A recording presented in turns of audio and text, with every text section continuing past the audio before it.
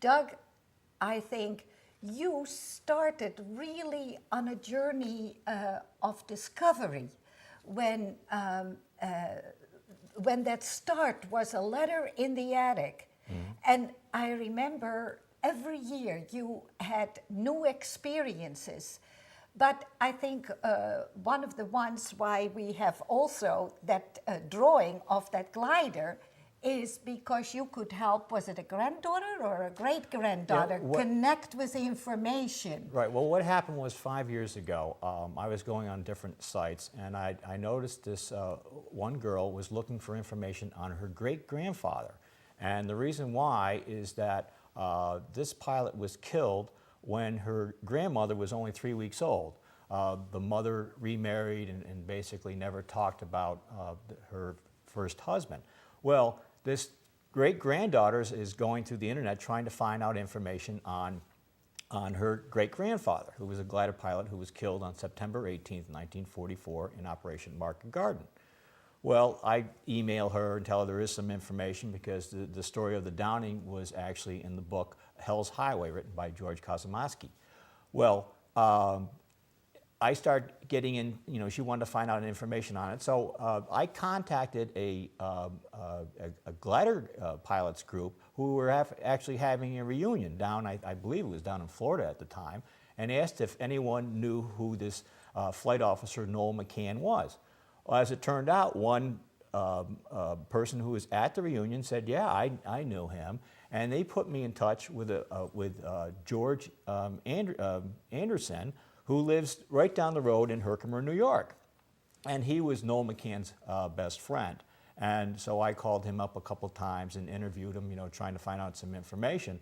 And when you have a combat situation, you talk to one veteran who was here and another one that was over here, and you ask them, what happened. They always come up with different versions because, on the angle of what you're seeing, just as if you had four people in all 4 points of the compass asking about an auto accident, you're going to come up with 4 different stories. Yeah.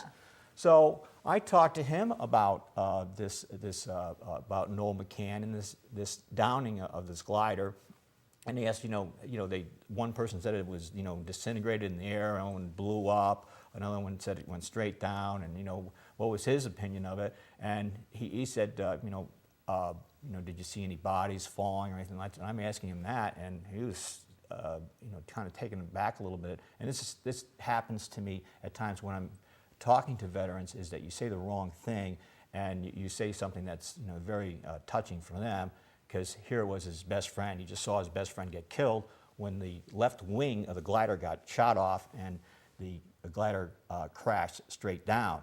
Now on that glider, besides Flight Officer Noel McCann, was 3 men of my father's Baker Company of the 326 Airborne Engineer Battalion. Was First Lieutenant Ray Hiltonen, who was flying in the co-pilot seat. They had a shortage of pilots, so they actually took one of the men and would train them on the way over on possibly to glide, how to try to fly this glider in case something happened to the pilot. There was also 2 other enlisted men, Technician 5, Robert LeMay, and Private Raymond Carson. All these men were killed and when the glider crashed. Now, what happened is that this smashed down into the little village of, was it Oosterwijk? Oosterwijk. Oosterwijk, okay.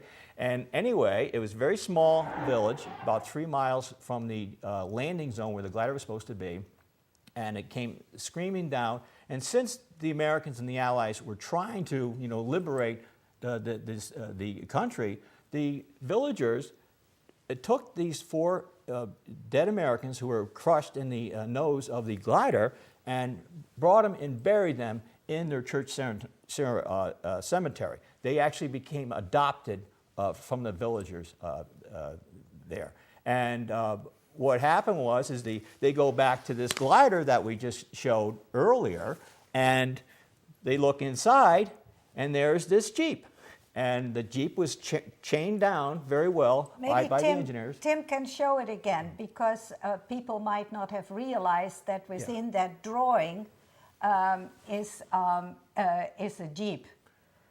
I know I'm asking a lot because we have a lot Okay, of. so you can see this glider here. You can see the wing, the left wing has been knocked off. It's laying over the side. In the background, you can actually see the German battery that shot down this glider. And the Jeep is very secure. And apparently what happened is that the 4 Americans must have acted as a cushion, and this Jeep was in pristine shape. Well, what happens is the Germans take the Jeep and make it into a staff car for their local medical office there, and they start using this. Now, George Anderson told me that he heard that the Germans had used this Jeep, but he didn't believe it because he saw the crash, and he thought, well, no way anybody could have survived that, even including the Jeep. But guess again, it did. So here was this Wiley's Jeep, serial number 313624, and the Germans started using it as their own vehicle. Well, the Allies take over the village, and the Jeep becomes possession of the local doctor there, and he uses this Jeep. Well, I have my website, right, that I have, and I have a forum also going on there, and I received a message from this village, from one of the persons there, and he says, you know, you wrote in your website that this Jeep, you know, was destroyed just because the pilot thought it was. And it wasn't, you know, and here it is, you know, it's still around today. Someone had it and they sold it to someone, and we're trying to see if we can find where the location of this Jeep is today.